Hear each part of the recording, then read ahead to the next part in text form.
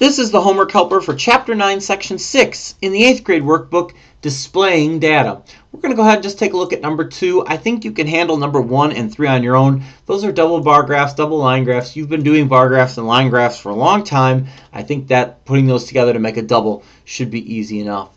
But in number 2, we're making a histogram. And as you heard me say in the definitions for this section, in order to make a histogram, you first have to actually make a frequency table. And because I have to make a frequency table first, and that's not even actually listed here, we're going to go ahead and make the frequency table first. Then we'll actually make what they're asking me for here. So we're looking at the weekly allowance of 20 students.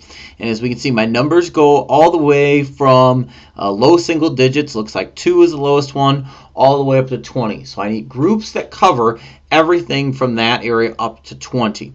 How you do that is up to you. I'm going to go ahead and go in increments of 5 here. So I'm going to go $0 to $4 as a group. And then $5 to $9 is a group. Realize 5, 6, 7, 8, 9. Count it off. That's a group of 5. 0 to 4. That's a group of 5. 0, 1, 2, 3, 4. So I'm doing groups of 5 here. 10 to 14 is a group. 15 to 19 is a group. And 20 to 24 is a group. All right. So now it's a matter of me figuring out how many numbers are in each of those groups. So now I need to go through and tally mark this out. So I'm going to go ahead and go across and figure out where everything fits. So 5 is in the 5 to 9 group. 15 is in the 15 to 19 group. 2 is in the 0 to 4 group.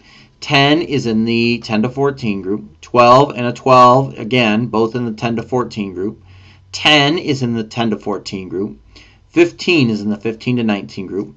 10 is in the 10 to 14 group. 5 is in the, and 6 for that matter, which is the next number, both in the 5 to 9 group.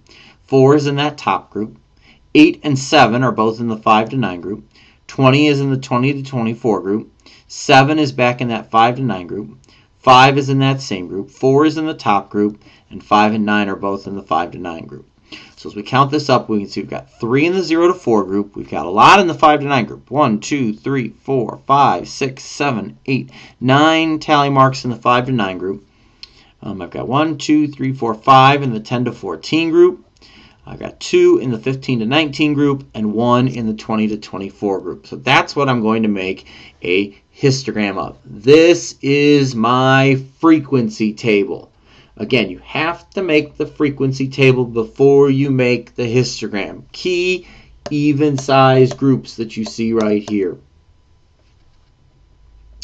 Okay, so we'll go ahead and set this up now.